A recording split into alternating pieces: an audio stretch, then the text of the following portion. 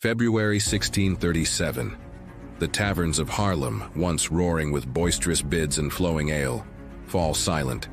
A man stands, holding a single promissory note. A piece of paper that just yesterday was worth more than his house, his carriage, his entire life's savings. Today it's worthless. He looks at the faces around him, once confident traders, now pale with shock. The air is thick with disbelief, then panic, then a deafening roar of ruin. This wasn't just a market correction. This was the sound of a nation's delusion shattering all at once. This is the story of how a flower bulb broke an empire.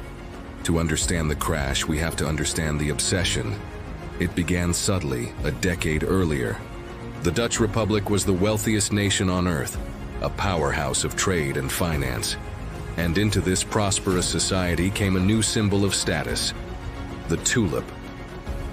Imported from the Ottoman Empire, these flowers were unlike anything the Dutch had ever seen, especially the broken tulips, whose petals were streaked with vibrant, unpredictable flames of color. These weren't just flowers, they were living jewels, artworks crafted by nature. Owning a rare bulb, like the legendary Semper Augustus or the Viceroy, was the ultimate display of wealth and taste.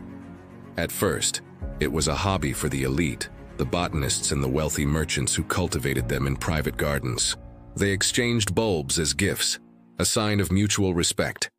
But soon, the prices for these rare specimens began to climb. A single bulb could trade for a skilled worker's annual salary, then 10 times that. The allure of easy money was intoxicating. The mania seeped out from the gardens of the rich and into the general populace. Weavers, blacksmiths, and farmers saw their neighbors getting rich not from hard labor, but from trading flower bulbs. The traditional economy seemed slow and foolish. Why toil for years when you could double your fortune in a month? A new form of trade emerged called wind handle, literally wind trade. People weren't trading actual bulbs anymore. They were trading promissory notes for bulbs that were still in the ground. It was a futures market, run not in a formal exchange, but in the back rooms of smoky taverns. People traded bulbs they didn't own to buyers who didn't have the money. It was a system built entirely on trust and the collective belief that prices would only ever go up. A single Viceroy bulb was famously traded for a package of goods that included 2 loads of wheat, 4 oxen, 8 pigs, a dozen sheep, a bed, and a suit of clothes. This wasn't commerce, it was a fever dream. The entire nation was gambling on a flower. But even in the height of the frenzy, the cracks began to show. The market had become detached from any underlying reality. A tulip bulb, after all, is a perishable good. It can rot. It can be eaten by mice. Its value was purely speculative, based on the promise that someone else would always be willing to pay more. A few sober voices started to question the sanity of it all. What were people actually buying? A promissory note for a root in the ground that might not even bloom as expected.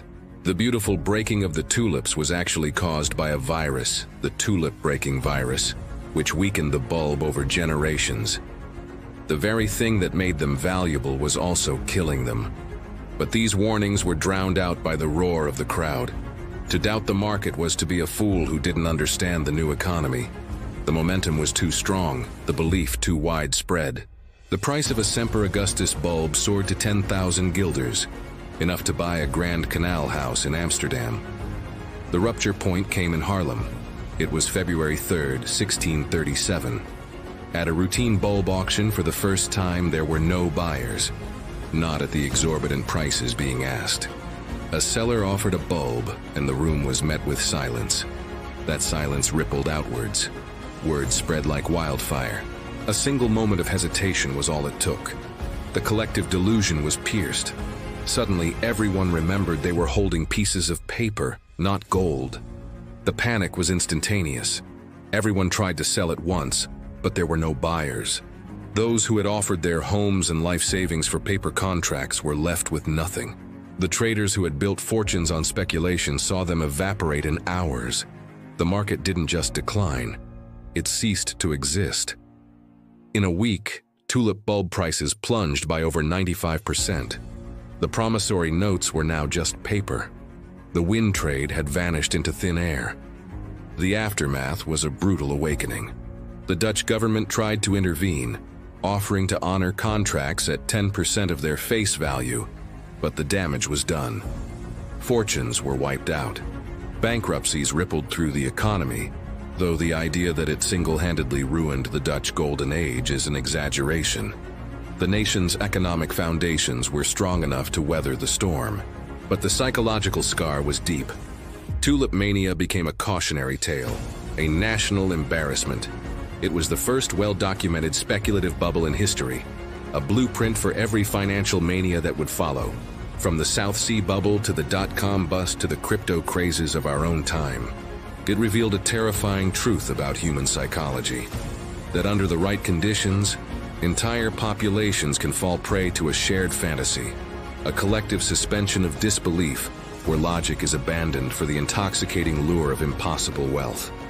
The story of Tulip Mania isn't just about flowers, it's about us. It is a mirror reflecting our own capacity for irrational exuberance and the devastating consequences when the bubble finally bursts. Thank you so much for watching.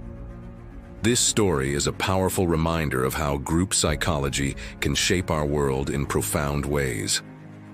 If you found this journey into financial history fascinating, please hit that like button and subscribe for more deep dives into the events that shaped our world. And let me know in the comments what other historical events you'd like to see investigated. See you in the next one.